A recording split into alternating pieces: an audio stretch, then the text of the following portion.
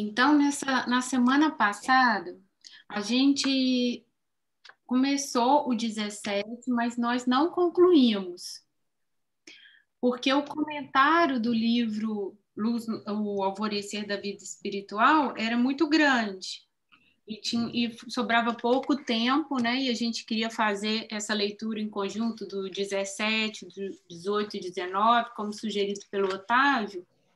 Então, a gente achou melhor continuar essa leitura do 17 hoje. Então, eu vou reler a 17, então, parte 1, tá? Do livro do Luz no Caminho.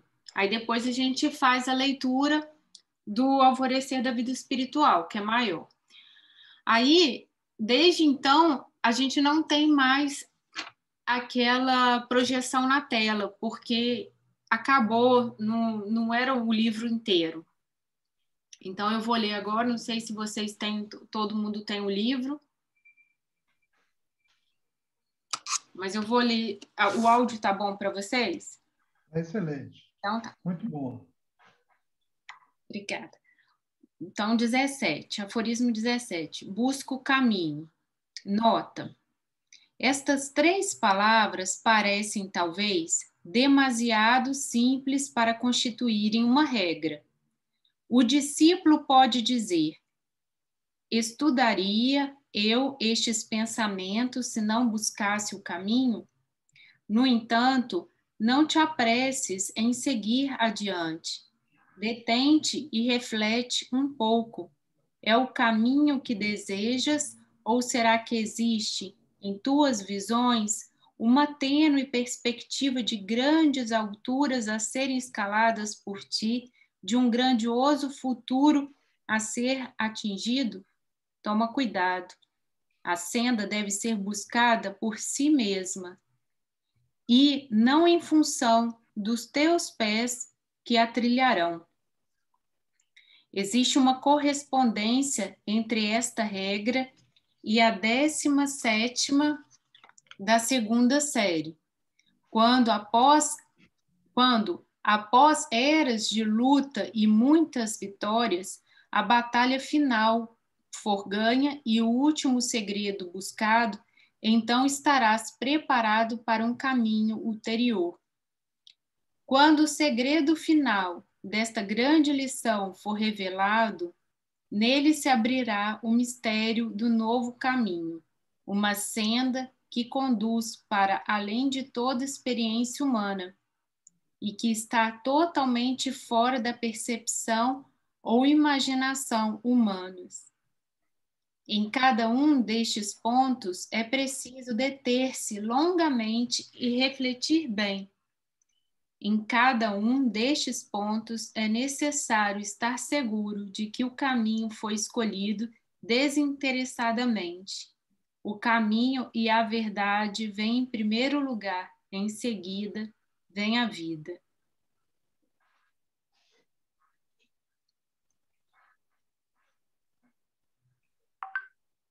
Muito bonito, né? Eu lembro que o Otávio, acho que foi ele, eu não tenho certeza, que fez um comentário também lembrando da passagem bíblica de Jesus falando: eu sou o caminho, a verdade e a vida. Alguém quer comentar antes da gente ir para o livro do Murilo?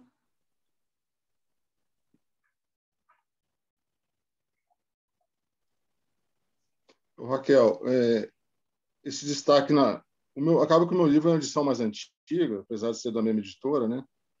Ele começa o 17, em vez de busca o caminho, ele fala procura o caminho.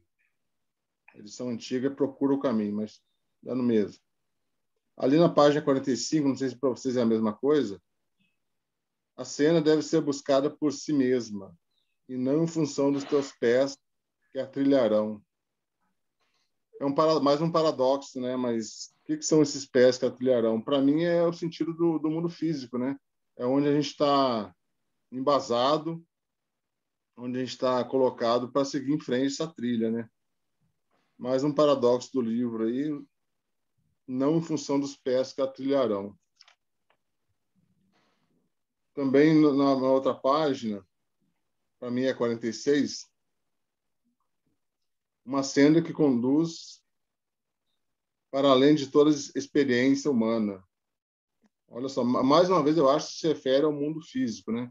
Uma senda além do que a gente conhece de experiência humana, e que está totalmente fora da percepção ou imaginação humanas. Eu acho que talvez reforça de novo que existe coisas acima do que a gente conhece, né? Bem acima do que a gente conhece, no sentido de que o que a gente conhece ele pode ser medido, né? Tudo que a gente conhece no mundo físico pode ser medido e mensurado, né? E nessa parte superior, não. Lá é uma imaginação, uma intuição que vem de outra espécie de conhecimento que a gente habitualmente tem. E para terminar, na última frase desse aforismo, desse capítulo, o caminho e a verdade vem em primeiro lugar, em seguida vem a vida. Mais uma vez, eu acho que é a vida mundana, a vida física que a gente conhece, deixá-la de lado para acessar essa parte lá para cima. Vem Só isso. coincidindo com o que está nas palavras de Jesus Cristo, né? Que ele fala nessa ordem: eu sou o caminho, a verdade e a vida. Exatamente nessa ordem que está colocada aqui, né? E, acima de tudo, a questão do caminho, a questão dessa busca tem que ser uma coisa desinteressada, né? Quer dizer, como é que eu quero trilhar essa senda, eu vou buscar e tal, mas como é que eu vou explicar isso, né? Como é que eu faço isso sem nenhum outro interesse, entendeu? A não ser o caminho se faz no caminho, né?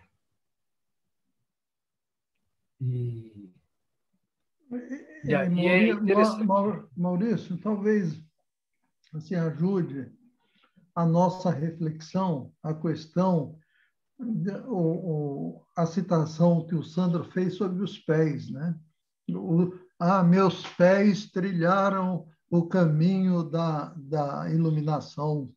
Meus pés foram muitos sofrimentos para atingir um grau de espiritualidade.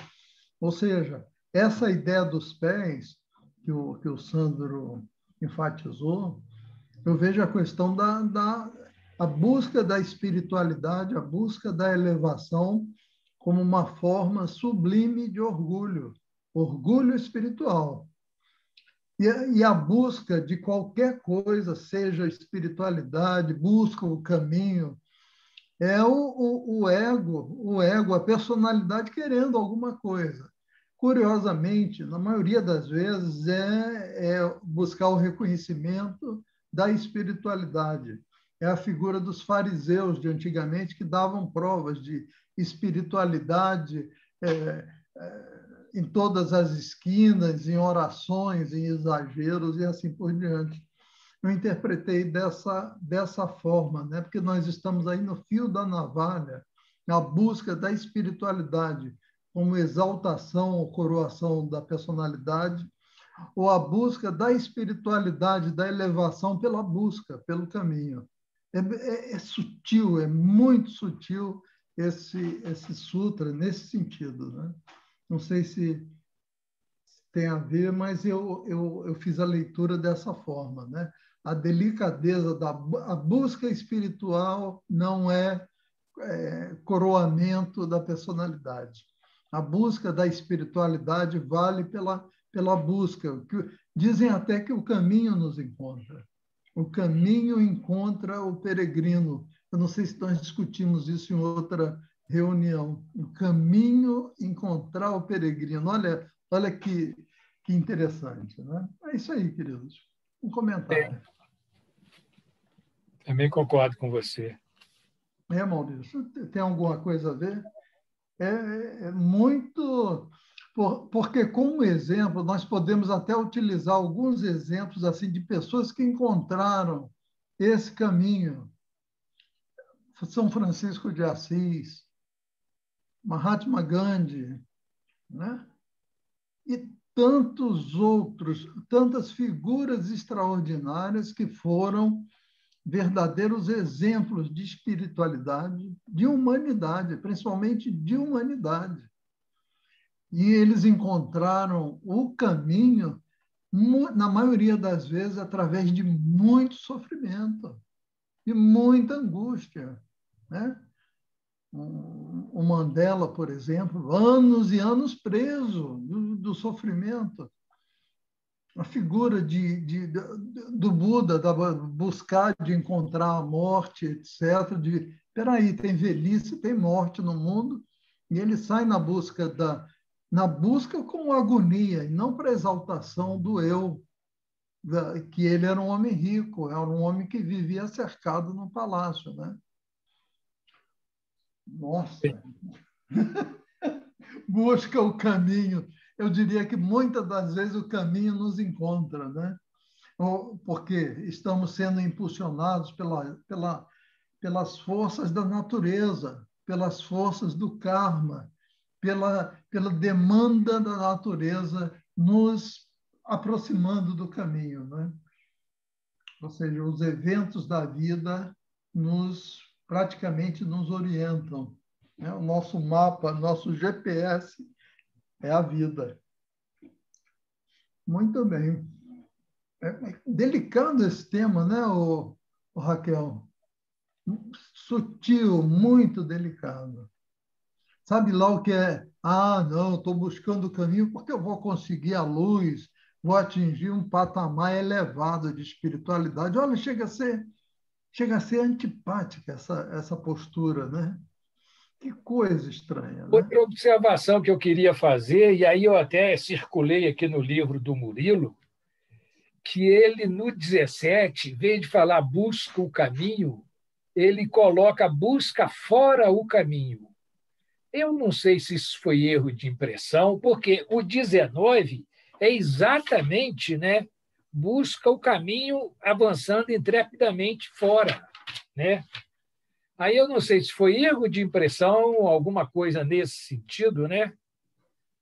Que no livro do Murilo, tá? Busca fora o caminho. Até circulei aqui, botei uma interrogação, porque... Eu também tive essa dificuldade na leitura do fora. Eu circulei, botei uma interrogação, mas sabe se ele depois vai falar que é para buscar além, que é para buscar fora, né? É porque nós estamos lidando aí com as coisas internas, né? No interior de cada um de nós e os caminhos que a vida nos apresenta, né? Que eles são fora mesmo, é na vida comum, no dia a dia. E esses caminhos que são apresentados pelas circunstâncias, pelo nosso karma coletivo, karma pessoal e tudo mais, eles estão fora. É a vida, é os relacionamentos, é a vida propriamente dita, é a vida do lado de fora. A Rosângela colocou aqui no chat que seria fora do cotidiano, entendeu? E tal. Mas o que contrapõe o que está colocado, né? Porque o 19 que coloca que é para buscar fora. Mas tudo bem, dá para... Entendeu? Esse grupo de aforismo, ele lida a todo instante com o interno e o externo, né? Mergulha em você mesmo, busca teu interior. E o fora é o olhar para o mundo, para as coisas, né? Como o orgulho está escondido, eu vejo o orgulho muito oculto nesse aforismo 17. Né? Eu vejo também, Serginho e Maurício, a questão do caminho, que ele fala procura o caminho ou busca o caminho, e no 19, o caminho avançando-te ousadamente para o exterior. E as duas colocações estão com um caminho com letra minúscula, né? Pode ser que seja você comece a trilhar. Quando você começar a trilhar, você vai começar a trilhar no caminho falso ainda, que é o caminho do mundo, o caminho comum, né? E lá na página 46, no meu livro aqui, ele já se refere ao mistério do novo caminho, aí com letra maiúscula, falando que é a senda que conduz para além de toda a experiência humana, né? Então, eu acho que caberia aqui também o caminho com minúsculo, com a letra C minúscula e maiúsculo, diferenciando um do outro, como o Lao Tse também se refere no Tao Te Ching, né? Eu acho que caberia essa comparação.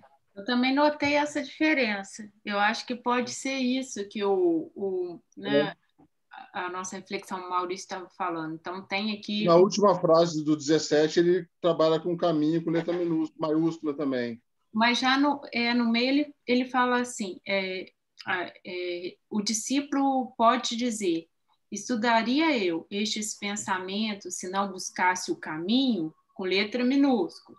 No entanto, não te apresses em seguir adiante, detente e reflete um pouco. É o caminho, aí com letra maiúscula, que desejas? Ou será que existe em tuas visões uma tênue perspectiva de grandes alturas a ser escaladas por ti? De um grandioso futuro a ser atingido? Danado. Parece que Grande primeiro futuro. encontrar um caminho comum, um caminho do mundo conhecido, né? Primeiro encontrar esse caminho. Para depois chegar num caminho com letra maiúscula, mais à frente. Talvez queira dizer também que tem pessoas que não estão nem no caminho com letra minúscula. Talvez alguns não estejam nisso ainda. É igual a vida e vida, né?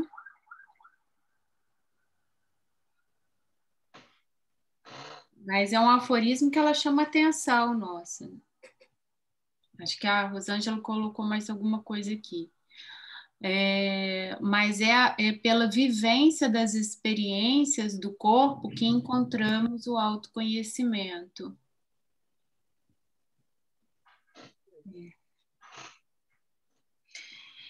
Então, como ponto de partida isso, né? Como esse caminho com letra minúscula é o ponto de partida, a experiência do corpo que a Rosângela colocou, tudo isso é ponto de partida, é o elemento que eu tenho para começar a andar.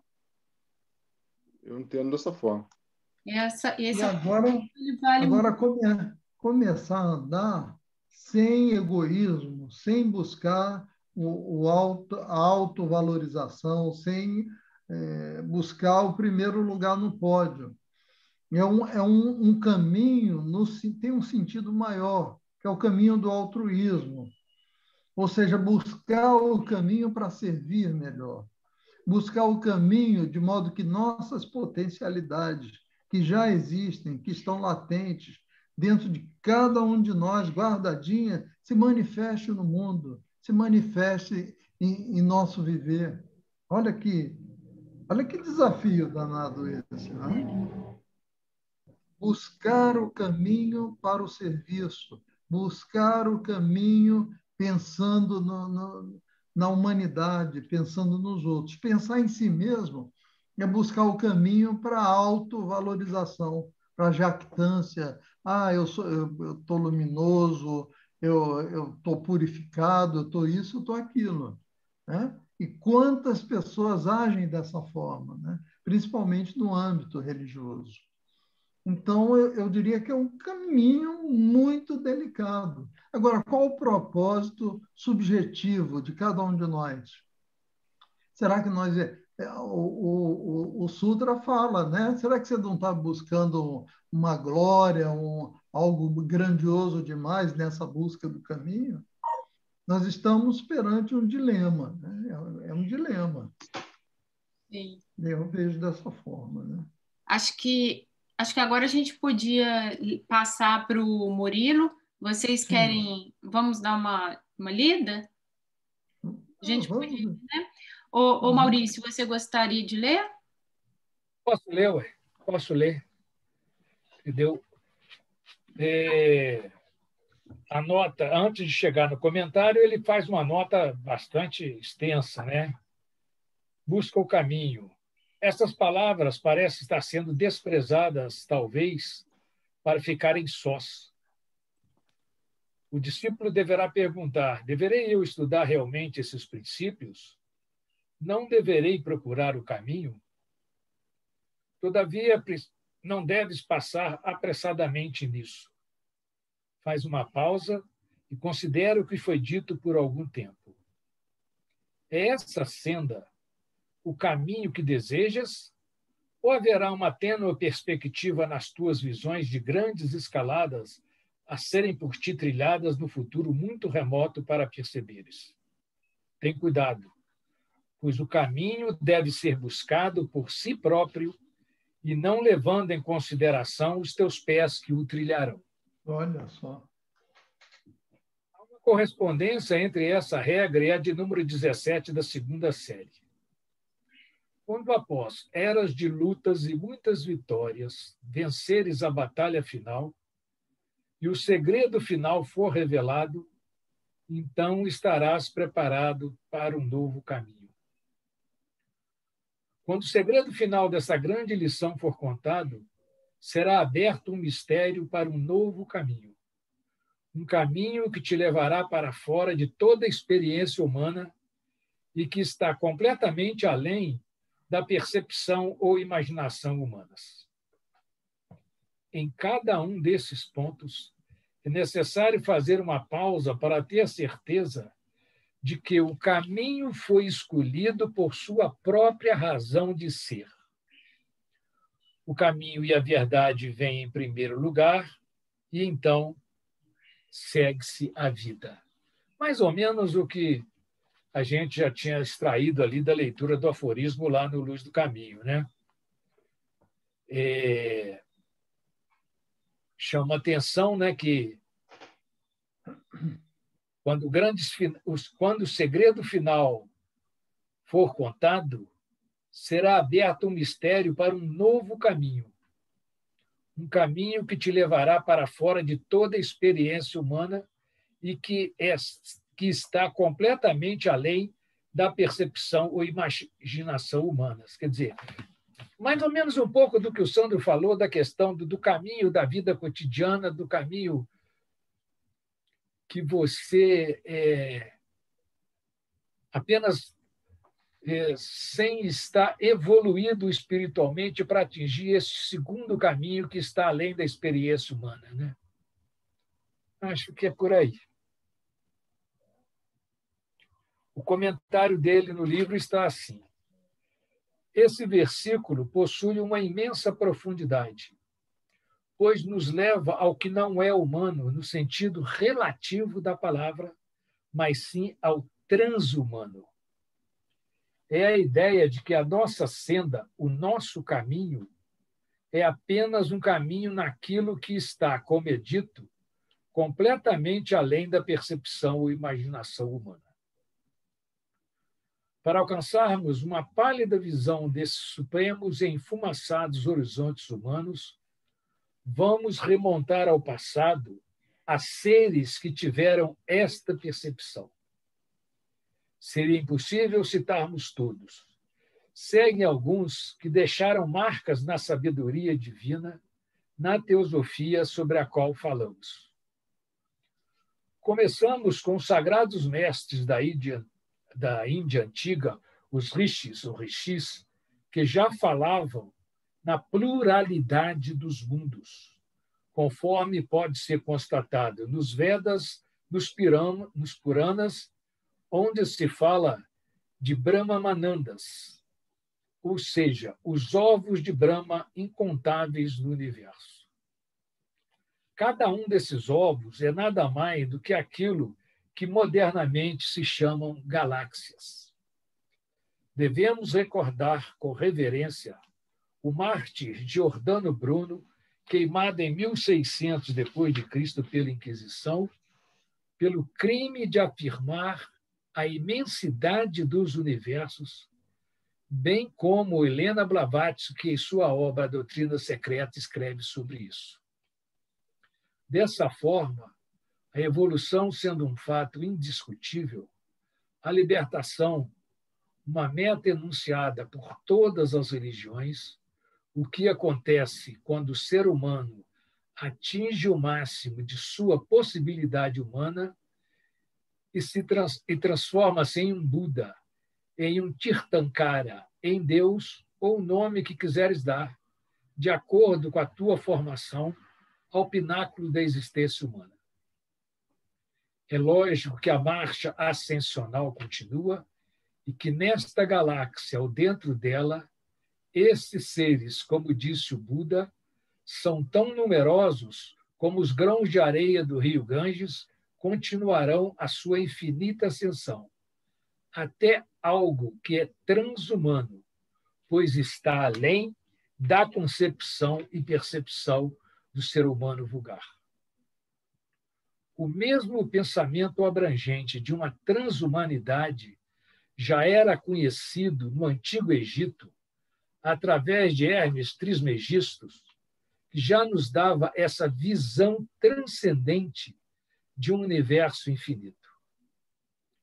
A moderna astronomia, com recursos de radiotelescópios, que tentam contatos com outras formas de vida, ou através do Observatório Espacial do Hubble, ampliou extraordinariamente a noção deste universo, imenso universo, no qual a Terra está inserida como um minúsculo cisco. Os horizontes de hoje são completamente diferentes dos de ontem. Já se pode sonhar com aquilo que chamo de uma física instantaneísta, que substituirá em termos a relatividade de Einstein e que permitirá contatos instantâneos com outros mundos e realidades. Tudo isso é possível e está nascendo agora diante da humanidade.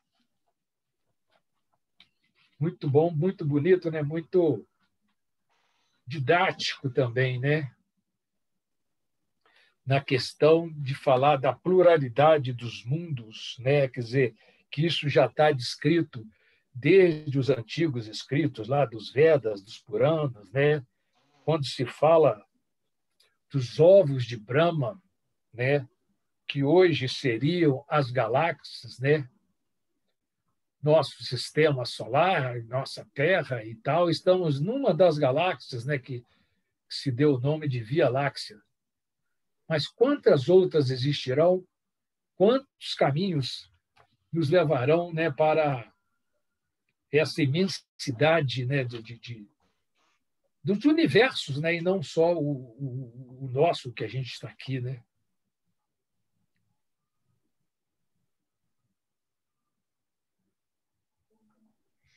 A Rô colocou aqui no chat: a maior virtude do homem, a sua missão é a fraternidade. Coisa bonita, né? Sim. Mas essa... e que é uma coisa muito difícil de ser alcançada na amplitude que a gente deve alcançar, né? Essa nota dele, né, do Murilo, que começa com um sentimento que eu tive assim quando eu li o aforismo, que é a gente ficar sozinho, quieto, em meditação, refletindo, porque é muito forte esse aforismo, né? Nos coloca contra a parede e faz a gente refletir. Por que a gente está buscando o caminho? Essa pergunta é muito forte. O que a gente quer com isso? Raquel, quem está falando? Luciana, quer falar? Fala, Lu. No que você disse aí, eu acho que traz para a gente também, assim, de onde eu vim, o que eu estou fazendo, vem na mente, na hora, essa questão. Então, isso chega a dar né? Então, de onde eu vim? O que eu estou fazendo? Né? Então, traz isso assim, muito explicitamente também. E a gente fica meio adormecido, não fica? Uhum. Mas o texto ele nos lança numa dimensão de galáxia, né? É um texto, a interpretação do Murilo é místico, né? Nós estamos perante um cenário místico de transcendência. Num determinado momento do texto, das explicações, ele fala até em evolução. A nossa evolução em termos de consciência. Agora, existem instâncias, parâmetros, muito de entendimentos, de conhecimentos inalcançáveis, em razão do estágio que nós nos encontramos. Olha só que patamar. Nós estamos na janela do eterno, em que existe um caminho extraordinário, um caminho amplo, um caminho transcendental, um caminho místico, um caminho que aponta para o alto, né? Olha só que visão extraordinária, né? E a questão da solidão de estar só, não a solidão de isolado, né? Nós conseguimos realmente estar sós no mundo? Nós, a todo instante, somos bombardeados. A todo instante é uma vida no burburinho, né? No burburinho de nossas mentes. Talvez até perdemos um pouco da capacidade de discernimento. A interpretação do Murilo, num dado momento, também nos convoca para o discernimento, pensarmos a vida com seriedade. E para esse pensamento sério, exige uma centralização, o estar só, mas não solitário, não abandonado, mas você contigo mesmo refletir sobre o caminho, né? Caminho nesse patamar transcendental, nesse caminho das galáxias. É inspirador o texto, mas exige muita cuca para interpretá-lo, para adaptá-lo, para colocá-lo dentro de um contexto, né? É isso aí, queridos. O que veio aqui quando estava sendo lido, né, o Alcorizo 17, esse busca fora o caminho, eu tive a seguinte interpretação. Como já foi dito, aqui existe o caminho com C minúsculo, que é o caminho mundano, né, que nós estamos vivenciando, e o caminho com C maiúsculo, que é justamente esse caminho da iluminação. Foi assim que eu entendi. Mas eu sinto assim que a Rosângela, que através desse caminho com C minúsculo, tá, que é o que nós estamos vivenciando no hoje, no agora, tá, através dos nossos aprendizados, nós vamos assim adquirindo essa busca desse caminho a partir do momento que a gente percebe que existem certas atitudes, né, no mundo, mundanas mesmo, que nós não fazemos mais parte disso daí. Isso daí nos faz mal, não faz mais sentido, tá? Continuar dessa maneira. E eu acho que é neste momento de reflexão em que você não se sente pertencente a esta realidade, é que você começa, é o que o caminho, com C maiúsculo, começa a te encontrar. Entendeu? Então, você passa por esse processo de vivência, de aprendizado, para que você não se sinta bem, você não se sinta pertencente disso daí, e é justamente neste momento em que este caminho com C maiúsculo, ele começa a te encontrar e você começa a buscar novos horizontes, entendeu? Uma nova visão de mundo para poder chegar no mundo transcendental. Entendeu? Eu entendi dessa forma, mas existe a necessidade de passarmos por esses aprendizados, por essa escola da vida aqui que nós estamos vivenciando. Gente, eu estou com a câmera sem funcionar e também com o áudio sem funcionar, mas eu abri a câmera para falar com vocês, tá? Não está sei se estão me vendo. Não sei Quem se é que vocês tá estão me falando? vendo. É a Rosângela. Minha câmera tá, não consigo. O computador hoje deu pane. Nem áudio, nem câmera. Quem é que está falando? Rosângela. É a Rosângela de Niterói. Mas você não... Ah, tá. A Rosângela lá de Niterói, tá ok. Tá bom, Rosângela? Aqui, a gente poderia continuar, porque aí a gente conseguiria, até o final da noite de hoje, pelo menos passar por esses que a gente, né, precisa estudar junto. Raquel, só um comentário rapidinho dentro do que a Rosângela falou. Eu acho que é bem isso aí mesmo, Rosângela.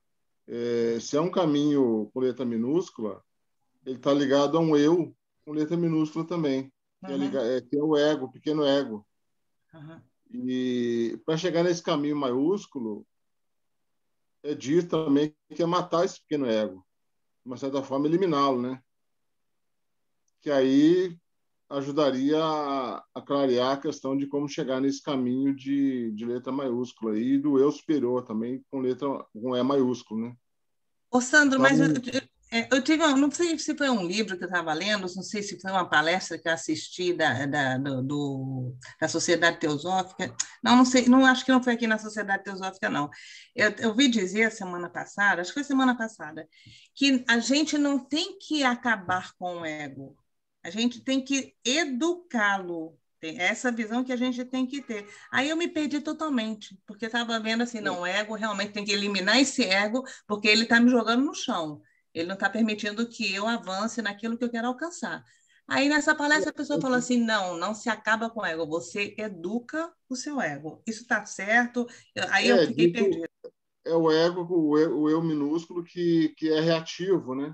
Que ele gosta de algumas coisas, quer repeti-las infinitamente, e as coisas que são mais difíceis ele rejeita o tempo todo. É diminuir isso aí, é diminuir com isso, entendeu? Não deixar que ele tome conta. Matar no sentido de não deixar que ele seja o senhor da história, né? Você reagir, deixar de ser tão reativo às coisas, né? Gosto ou não gosto, o que é bom eu quero repetir e o que é ruim eu rejeito o tempo todo. Eu acho que passa por aí. Matar nesse sentido. Raquel. Ok, obrigada. Muito bem.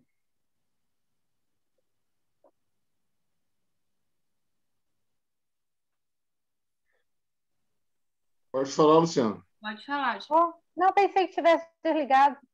Eu lembrei aqui, mergulhar no solitário em busca do unitário. Nossa, que linda. Isso mesmo. Eu sempre fico com isso assim em mente, mas eu esqueço. E quando eu esqueço, eu venho aqui e reescrevo, entendeu? De uma palestra que eu ouvi, entendeu? São escritos da Helena Blavatsky. Não, é o estado de meditação, né, Luciana? Sim, isso é lindo. E foi citado aí Jordano Bruno também. Eu tenho muitos poemas dele que eu gosto muito do Jordano Bruno. Uma questão que a Luciana colocou um pouquinho atrás, que ela falou assim, quem sou eu, de onde que eu vim e para onde que eu vou? Me parece que o caminho, ele responde isso e vocês não se prendem a isso mais. Você recebe um conhecimento que isso não importa muito, que você passa a tentar viver no eterno agora, né? Então, essa questão de onde que eu vim, para onde que eu vou e quem eu sou, ela é respondida e é uma etapa vencida. A impressão que dá é isso. Eu consigo intuir isso. E não, sabe o que eu comecei a pensar? Que agora eu escrevi caminho, verdade e luz. Se a gente parar, a gente já veio, né? A gente já veio de algum lugar, a gente esqueceu quem a gente era. Então, a gente tem que procurar viver na verdade para a gente alcançar essa vida novamente. Eu gosto de fazer essas associações. Sabe? Isso, eu acho que faz bem, sabe? Então, mas é uma etapa que a gente está vivendo hoje, que esqueceu o que viveu antes, porque o corpo é novo, o corpo físico é novo, então o cérebro é novo e funciona dessa forma, não há memória da vida anterior, né? De onde que eu estava antes. E é uma etapa que não tem como abrir mão disso. Agora, se você vive no eterno, as intuições aumentam bastante. Muda muita coisa. Eu não posso concentrar que a minha vida é de 0 a 90 anos, por exemplo. A vida não pode ser isso, né? Se eu fechar nisso, eu estou me prendendo ao mundo físico. Se eu achar que é só isso, aí eu vou querer saber quem eu sou, de onde que eu vim. Mas eu acho que essas perguntas são superadas. Há uma etapa que elas são superadas e eu não me preocupo mais com isso, que eu vivo num eterno agora. Esse sutra... A eternidade. Nós já estamos na eternidade. Esse momento aqui agora, hoje, nesse instante, nesse segundo, no grupo aqui de estudo, é a eternidade. A gente já está nela. Ela não será conquistada, já foi conquistada. A gente já está na eternidade, né? Exato. Mas aí, olha só, nós estamos perante um sutra inspirador, né? Qual a inspiração? Olha, existe algo transhumano né? Parece que esse termo foi usado também na interpretação do Murilo. Está nos apontando algo além da materialidade, além da condição psicológica, material, Sim. emocional que nós vivemos. Então, um apontamento, olha, uma direção além do humano. Olha aqui, está apontando para mestres de sabedorias, para a figura de um Cristo cósmico, a figura de um Buda cósmico, apontando para um Deus imanente, origem de todas as coisas. Nós estamos nesse patamar e a literatura tentando nos inspirar nesse olhar, né, para o transcendental, para o místico, para o espiritual.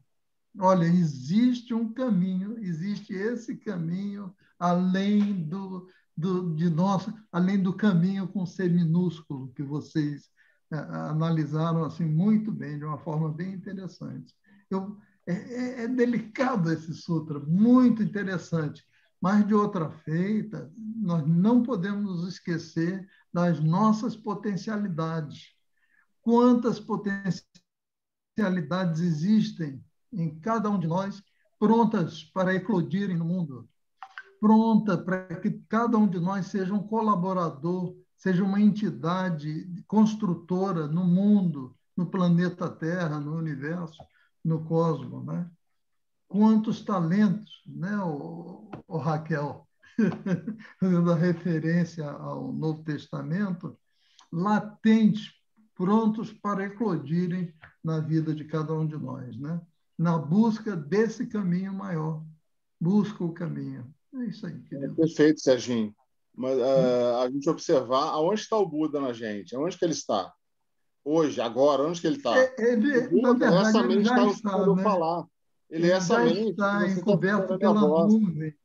O Buda, o Buda, Cristo, já está em nós encoberto pelas nuvens então, de escandas, pelas nuvens de nossas emoções desarmônicas, da nossa história pessoal, das tralhas que carregamos por uma vida primitiva, uma humanidade nascente, uma sociedade humana bárbara até hoje, né? Então, é um adianto, é um presente do karma, é um presente do cosmos, nós estarmos a analisar questões como essa, né? Que delicadeza, que transcendência, e com esse olhar inspirador para outras dimensões, para outras instâncias de consciência, né? então, a gente É tem uma interessante. tarefa diária no presente, hoje, amanhã de manhã, Sandro, seu som ficou pode ruim me e agora aproximar desse falou tua imagem. Buda dentro de mim. O Buda é esse que... Oi? A imagem do Sérgio parou, né? Sandro. A sua imagem ficou congelada, Sandro, e o som ficou ruim. Ficou. Dá para repetir, Sandro? A minha. Voltou? Voltou? Não, ô Sandro, tira o seu, Tá. interrompe o seu vídeo, a sua câmera, porque às vezes melhora o seu áudio.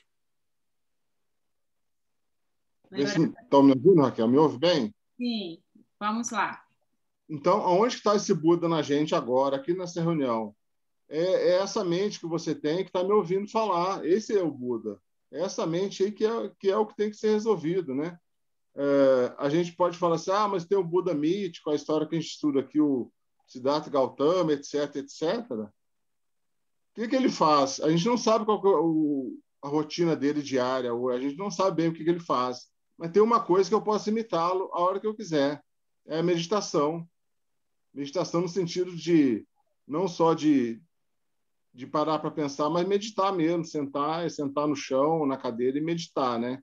Isso é uma coisa que nos é ensinado e que provavelmente os grandes seres continuam fazendo e a gente pode imitá-los dessa forma, né?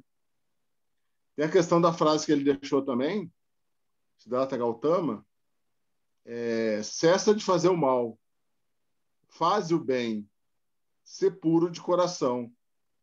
Então, cessar de fazer o mal, a gente pode fazer mal a outras pessoas sem saber, e mal a gente mesmo, né? Cessa de fazer esse mal, faz o bem, seja puro de coração, ser puro de coração. Então, o que a gente pode fazer no dia a dia, hoje à noite, amanhã de manhã, já está disponível para a gente. A gente tem que se envolver com isso para a coisa caminhar melhor, né? E uma hora chega lá na frente. Ô, Sandro, até porque, por exemplo, quando a gente vai fazer um curso, assim, que seja um curso, né? Uma faculdade, né? Um curso assim mais ligado assim à nossa vida cotidiana para trazer coisas, né, para nossas necessidades básicas. Você tem um tempo determinado para aquilo ali. Duração de 2 anos ou 4, não importa, né? Agora, quando você está numa busca espiritual, ninguém vai chegar para você e vai ficar. Você que tem, né? Seguir o caminho. Você Você vai saber o é o período amor. que foi necessário. Então ninguém. Então, assim, é uma busca, é a busca pela busca. Né? E que te mantém? É a fé. Então é necessário o amor, né? Porque, como se diz, a disciplina, né? Isso são os islâmicos que falam isso. A disciplina sem o amor, ela nos torna duros. E o amor sem a disciplina, eles vai. Então, um está atrelado ao outro. Ele escapa, entendeu? Então, é necessária a disciplina. A disciplina, entendeu? Onde que a gente busca ela também? Na caridade, igual você disse aí, porque isso sustenta a gente. Então, se você coloca em prática, porque é na prática que a gente vê, assim, a gente consegue atuar, né? Que é necessário atuar. Quando eu vi isso, assim,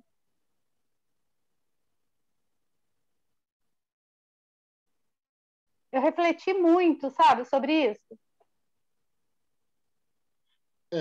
Encontrar que maneira que vai me ser útil para eu conseguir crescer, né, espiritualmente. Por exemplo, eu estou usando óculos aqui, outras pessoas estão usando também. Eu preciso de óculos? Não, eu preciso de um objeto, ou seja o que for, que corrija a minha visão. Se fosse um comprimido que eu pudesse tomar, seria um comprimido. O óculos é o que eu tenho hoje, mas o dia que aparecer uma coisa melhor, mais fácil de usar, será outra coisa, né? Então, a gente descobrir que maneira que eu vou encontrar de conseguir que essa consciência se eleve, né?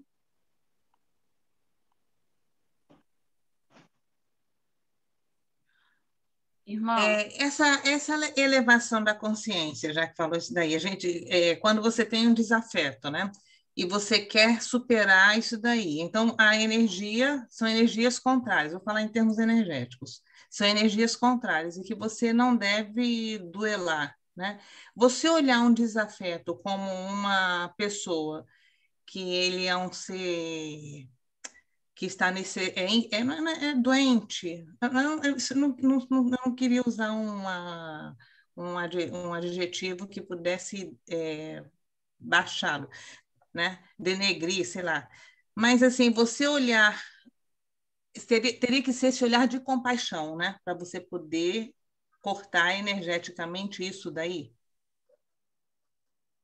É uma coisa difícil, Rosângela, mas eu poderia dizer, a gente pode tentar, né? Porque não é fácil fazer isso. Não existe o outro. O outro e eu somos nós, é uma coisa só. Não é fácil entender dessa forma, eu sei que não é. E os desafetos, as confusões e brigas, geralmente é porque as pessoas estão ignorando um monte de coisa. Eu estou ignorando, o outro está ignorando, todo mundo ignora muita coisa, né? Então aí briga mesmo. Mas entender que não existe o outro e eu somos um.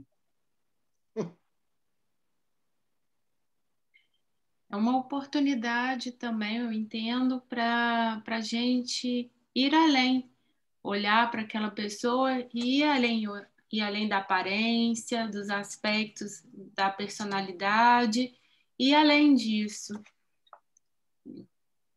Tem uma frase que é comum o teósofo falar aqui, geralmente no final das reuniões ou no final de uma conversa: paz e luz a todos os seres. Essa frase é famosa entre a gente. Paz e luz a todos os seres. Eu vou tirar o desafeto que eu tive com alguém, deixar ele de fora, aí já quebrou a frase. Né? Não dá.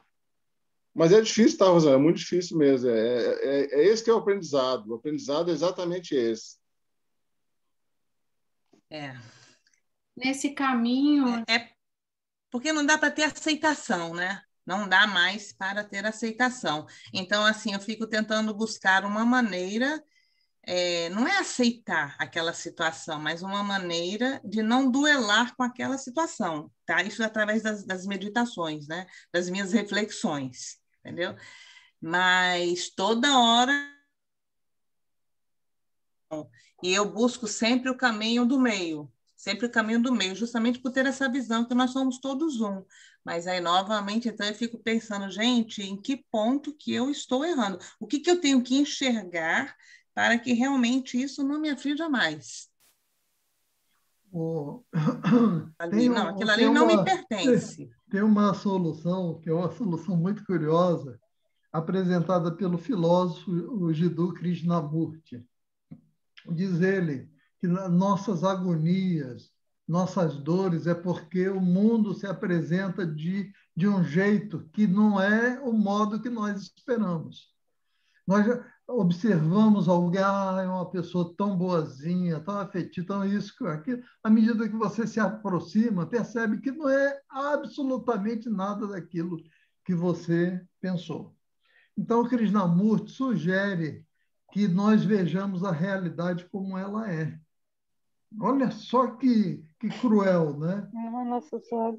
Olha, não é perdão, combinar, te perdoo, meu irmão, mas ver as coisas como elas são.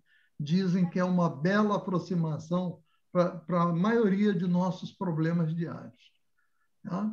E volta e meia nós estamos nos iludindo em relação ao mundo.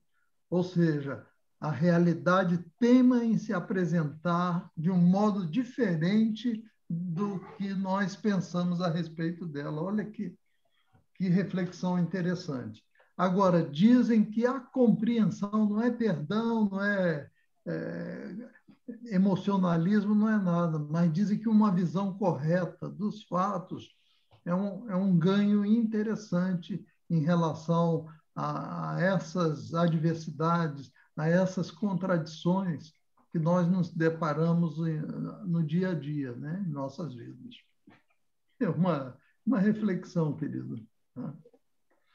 A Rosângela colocou no chat o seguinte: não é aceitar e tentar entender o porquê do outro, é entender o porquê o outro age assim, que vivências o outro teve para agir assim.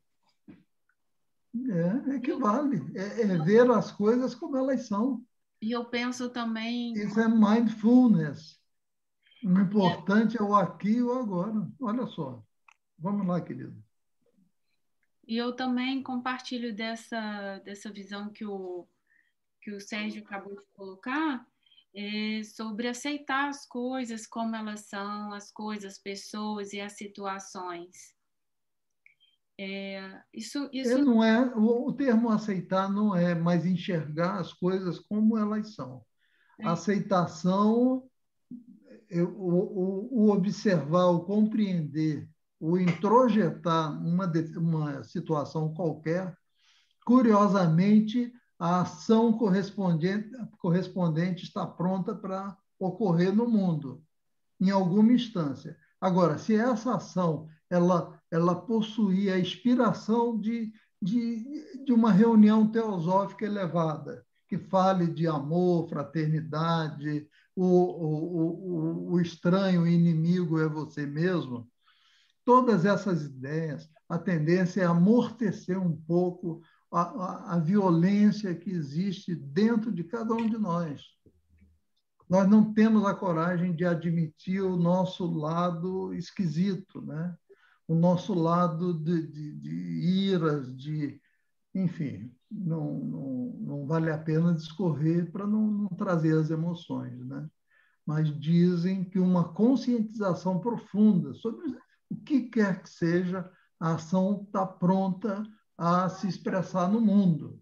E se ela for abençoada por uma base ética da teosofia, do cristianismo, do budismo, de um modo, enfim, uma base ética da teosofia, com certeza nós não teremos algo muito desagradável no mundo, mas certamente sincero e verdadeiro.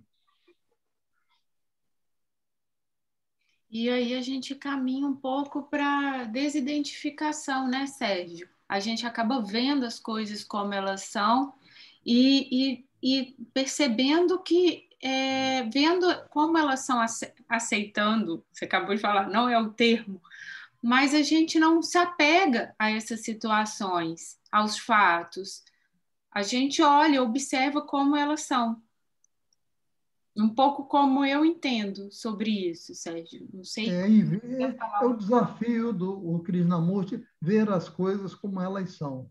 A partir de uma visão, enxergar o fato como fato. Mas, curiosamente, a nossa psique tende a sonhar, a imaginar, como se diz já na maionese, né? A desculpar, a inventar, aí a realidade, a verdade se afasta, né? Mas é isso aí. Agora, a base, eu acho que a base ética são os valores preconizados pelo cristianismo, pela teosofia, fraternidade universal, a mente pacificada, a serenidade exigida de cada um de nós através da meditação, através da oração, através de um encontro como esse, que haja uma mínima transformação de modo a reduzir os bichos que existem dentro de cada um de nós, né? E é um trabalho fantástico, dificílimo, né? É isso aí. Eu sugiro a gente ler o aforismo 18 com o comentário do Murilo para a gente caminhar. Vamos. A gente vai perceber que é sobre o que a gente está falando aqui, né? E aí a gente poderia, inclusive, já partir para o 19. Olha, aqui entrou, busca o caminho retraindo-te para dentro. Olha só. Nós já está comentando aqui. Vamos lá, querida. Alguém gostaria de ler? Eu podia repetir o mesmo esquema do primeiro. Você faria a leitura do aforismo e o Maurício, que lê maravilhosamente bem, o comentário. Ai. Nossa, vocês dois formaram uma dupla maravilhosa. A sugestão que eu faço é que a gente poderia, já que na Luz do Caminho os dois estão juntos e não há nenhuma extensão de texto, ler o 18 e o 19 do Luz do Caminho e aí partir para o Murilo, para cada um deles, entendeu? Perfeito, Maurício. Então, vou fazer isso. Tá?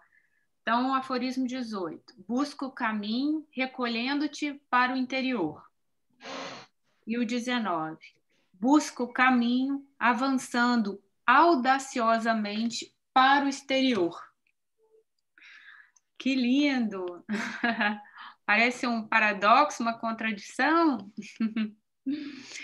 Maurício. Mas não é, não. Murilo clareia bem isso e acho que dá para a gente entender, né? Quer dizer, você tem que... O caminho para dentro, né, é o que um dos pilares, né, do ensinamento teosófico de outras, talvez, doutrinas, que é a questão da meditação, que é a questão da reflexão profunda, que é a questão da busca de você se conhecer melhor, né? Vamos ler aqui que a gente vai entender isso. O comentário do Murilo é o seguinte, do 18, busca o caminho retraindo-te para dentro. O caminho, a chamada senda, está dentro de nós e também debaixo dos nossos pés.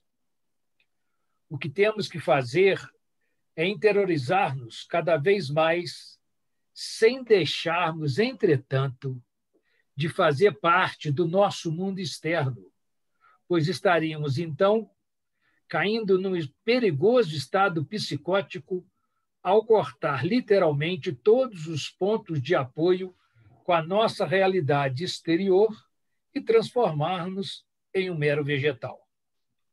Não, o caminho não é esse.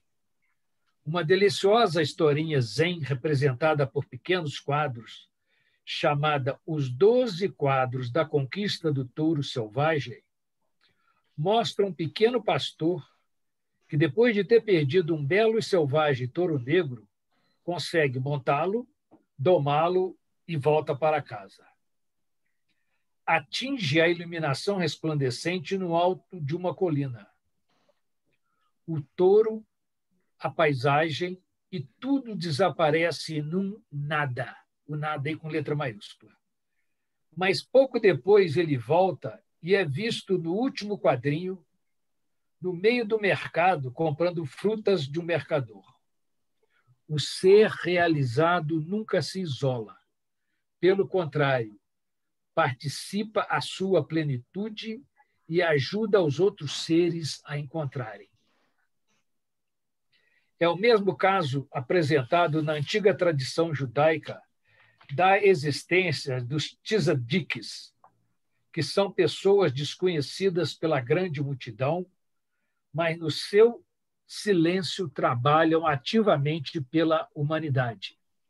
Ou nos santos cristãos, ou nos muçulmanos, ou nos sadhus, homens santos da Índia, que, apesar de morarem nos seus retiros ashrams ou em grutas retiradas das montanhas, estão sempre presentes nesse trabalho de auxiliar os que ainda não despertaram para encontrar as suas sendas e os seus caminhos.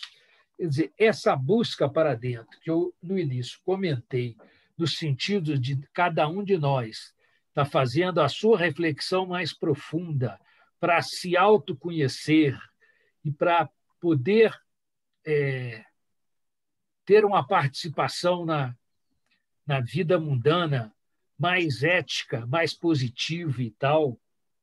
Outros seres foram além disso. Essa busca interna, entendeu? É voltada para ajudar a humanidade de uma maneira geral, né? Que no seu, conforme o Murilo diz aqui, no seu silêncio, trabalham ativamente pela humanidade. O que eu acho que nós ainda estamos... Eu estou falando nós, é complicado, né? Porque cada um tem sua maneira de pensar. Eu, por exemplo, acho que não cheguei nesse ponto de me voltar a buscar o caminho, o interior, buscar a minha reflexão profunda, a minha meditação, no sentido de que eu estou ajudando, né, a humanidade no sentido mais geral, né, de trabalhar ativamente pela humanidade. Mas, ao mesmo tempo, eu, ao estar procurando me trabalhar, eu estou trabalhando também para a humanidade. Foi dessa forma que eu entendi, entendeu?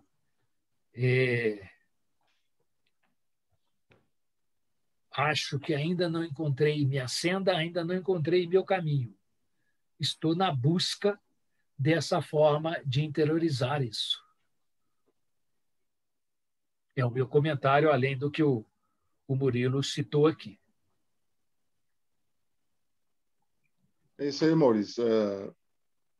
É uma eterna busca, né? E cada um sabe o que tem que passar, sabe o movimento que vai ter, né? Então, cada um já tá buscando mesmo.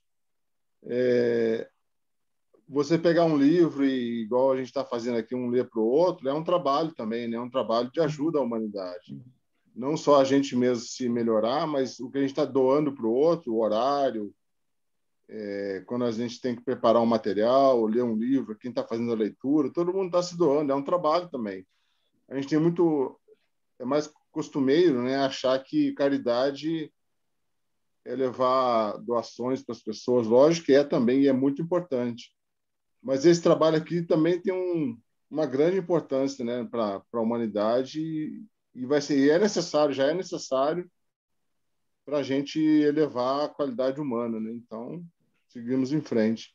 Eu tenho um conhecido que ele falou que até o trabalho de a pessoa procurar uma terapia, um psicólogo, é um trabalho também para a humanidade, que ela está tentando se melhorar, né? A pessoa está lá, às vezes, está com dificuldade, tem que pagar psicólogo, essa coisa toda, mas é uma espécie de trabalho que ela está tentando se qualificar de uma maneira melhor, né? Então, vai por aí. Muito bem.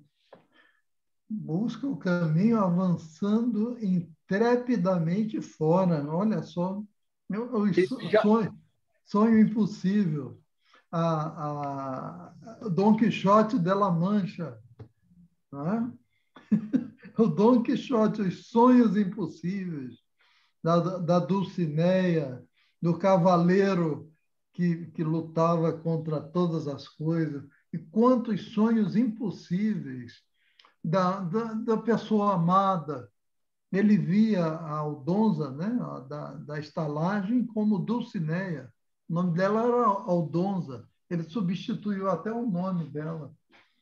Então, busca o caminho avançando intrepidamente. Né? Eu acho que o Dom Quixote representa bem essa ideia, né? do transcendental, do além de.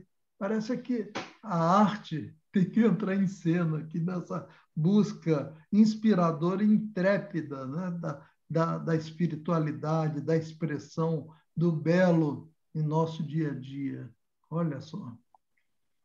A expressão da espiritualidade no mundo. Né?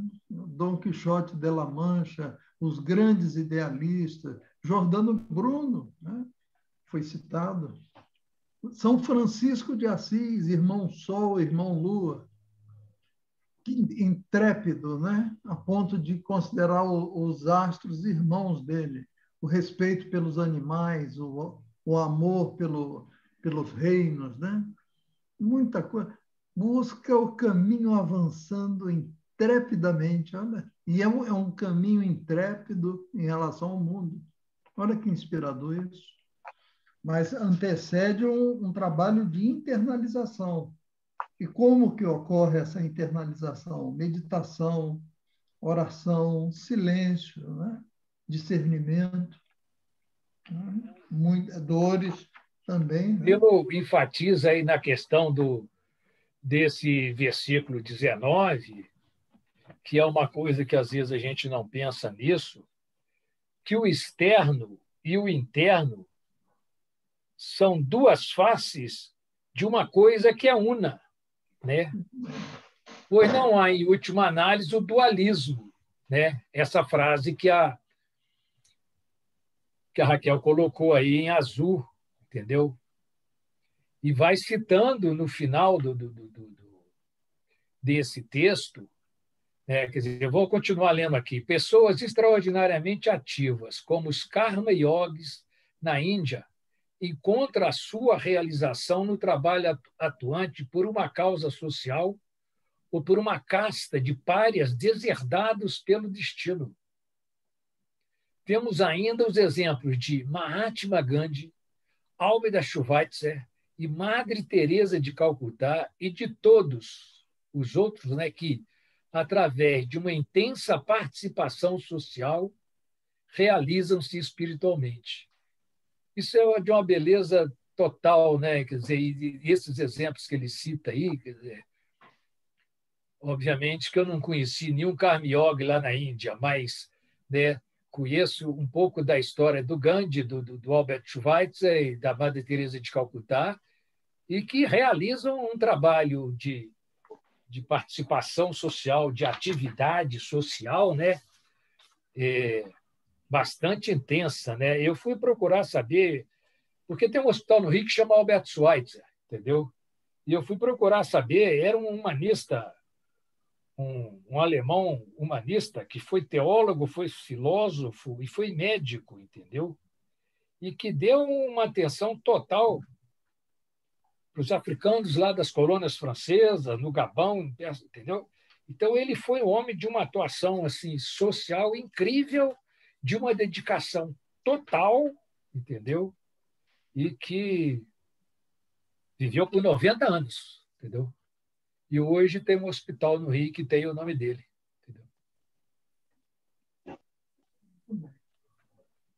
Acho. Sérgio. Oi, querido. Oi. Então, você falando aí sobre a Madre Teresa, né? Eu ouvi dizer que teve uma pessoa tinha vontade de aproximar dela e chegou aí num lugar que ela estava acolhendo as pessoas e tal, e as pessoas estavam muito machucadas, e aí chegou um homem assim de posses, né? E vendo aquela situação, disse para ela: eu não faria isso por dinheiro nenhum. Ela: nem eu, meu filho.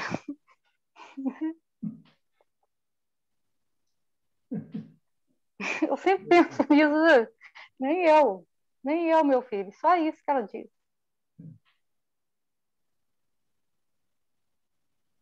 A gente entender que esse mundo chegará ao dia que não precisaremos de polícia, não precisaremos de justiça, porque cada um sabe se cuidar e sabe até onde que vai a sua coisa, sabe respeitar o limite do outro, né?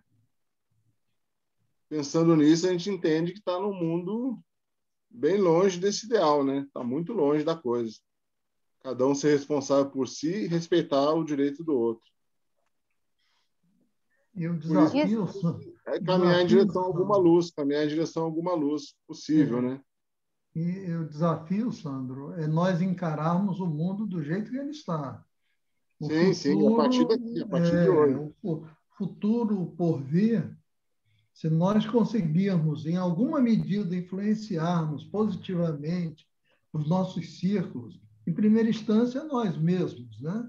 Mudarmos nossas atitudes perante o próximo, perante os necessitados, ocorre uma verdadeira revolução na sociedade, né? A partir de cada um de nós.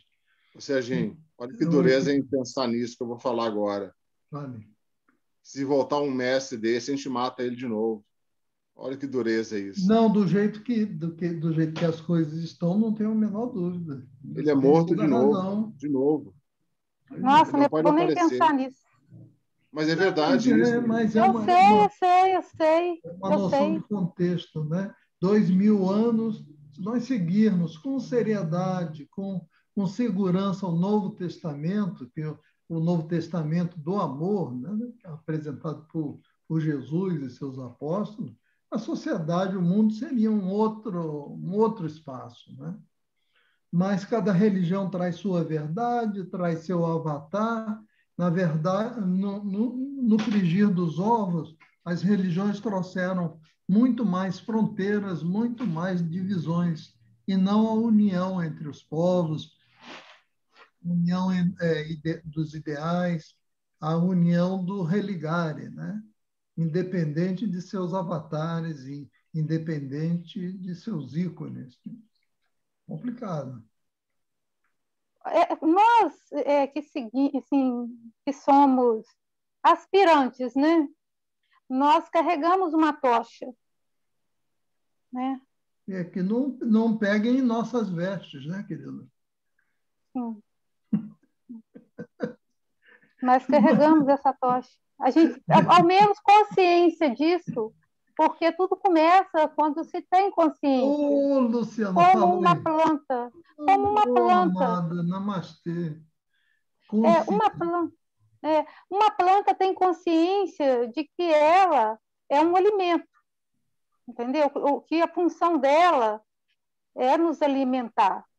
Um metal também, ele tem consciência, né? E daí adiante, pelo menos consciência a gente tem que ter, porque a partir daí,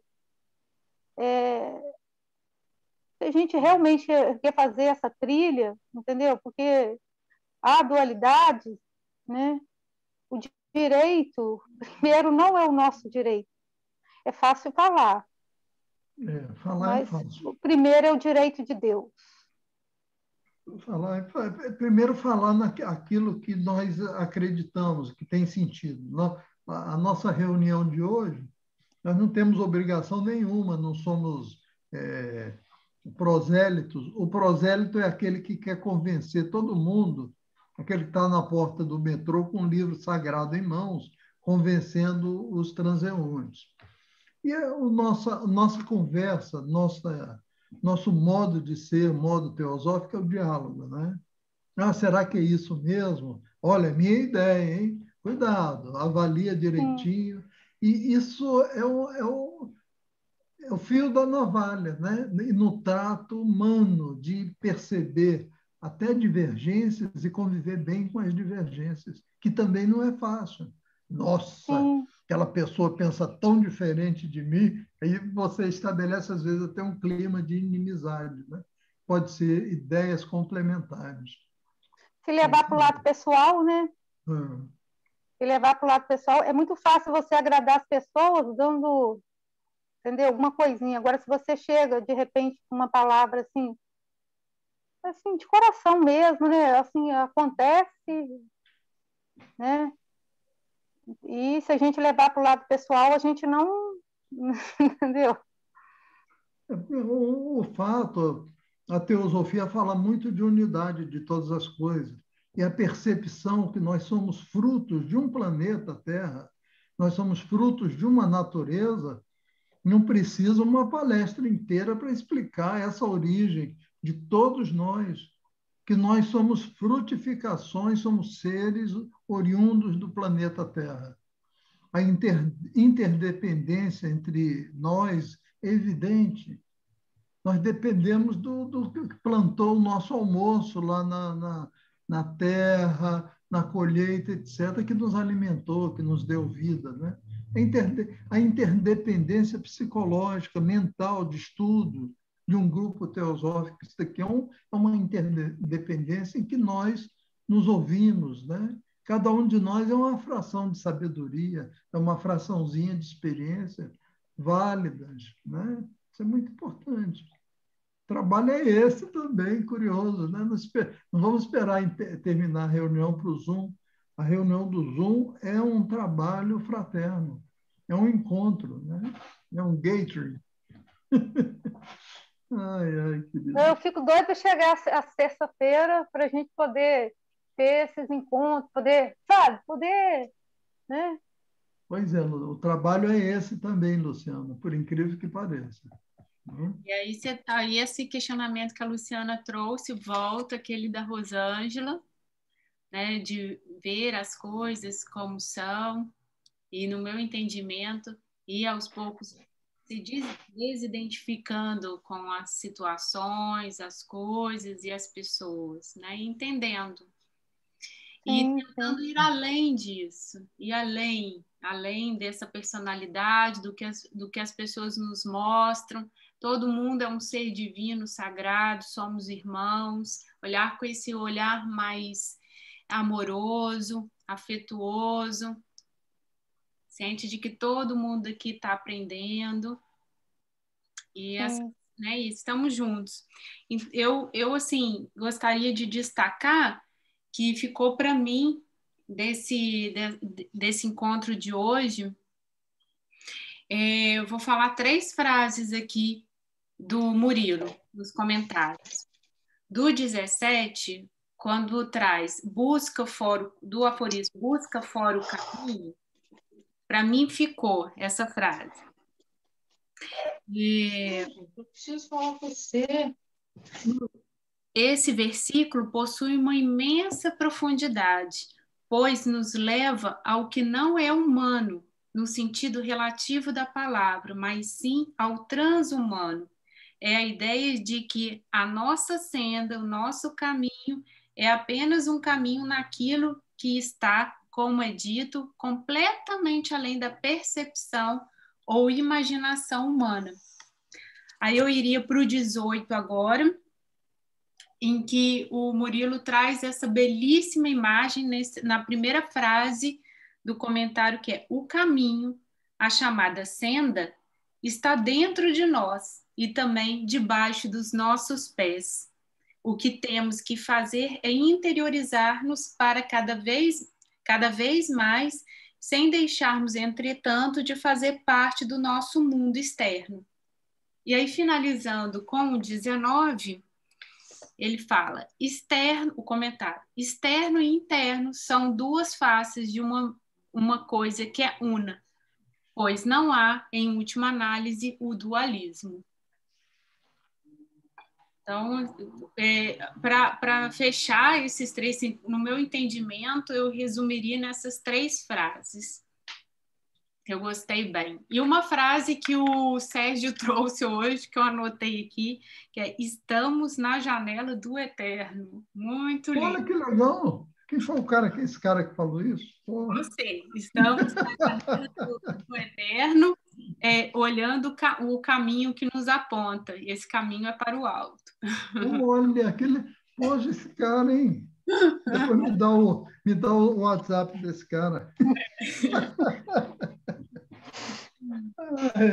Nós estamos chegando ao fim, já chegamos, né? Na verdade, 8h30, 8h33. Considerações? Legal. Nossa, que legal, né? Que turma boa. Nossa, que alegria estar com vocês, né? Menino, eu vou montar uma equipe para descascar abacaxi com vocês. Não, você precisa descascar, porque é um mistério, né? E a literatura esotérica, ela é toda, e ainda com paradoxos, né? Nós estamos perante vários desafios, né? O viés místico, o viés do paradoxo e extrair o ensinamento, né? O conhecimento desses aforismos. Nossa, que presente do karma vocês, queridos. Estou muito feliz escrevendo aqui, ó, me sinto saindo da caverna de Platão. A luz, faça Fiat Lux. Legal. Ô, Raquel. Diga, Luciana. Se eu citar um poema aqui do Jordano Bruno, vai sair do contexto? Não. Deixa eu só falar uma coisinha rápida aqui, porque eu estou em cima da hora de um compromisso meu, então vou me despedir de vocês todos. Boa noite, um abraço a todos, tá bom? Eu tenho que sair. Aí Rafael, foi maravilhoso. Já estou atrasado. Vamos fazer um encerramento para você participar dessa meditação final? Pode ser ou não? Eu já estou atrasado, pessoa de compromisso, tá bom? Desculpe. Muito um abraço a todos. Maurício, parabéns pela leitura, Maurício. Falou, Sérgio. Obrigado, um grande abraço. Nada, querido. Então, vamos para... Vamos ler o poema, então, Luciana. Não está parado. O poema, Raquel. O encerramento é o poema. Sim, mas é um poema místico.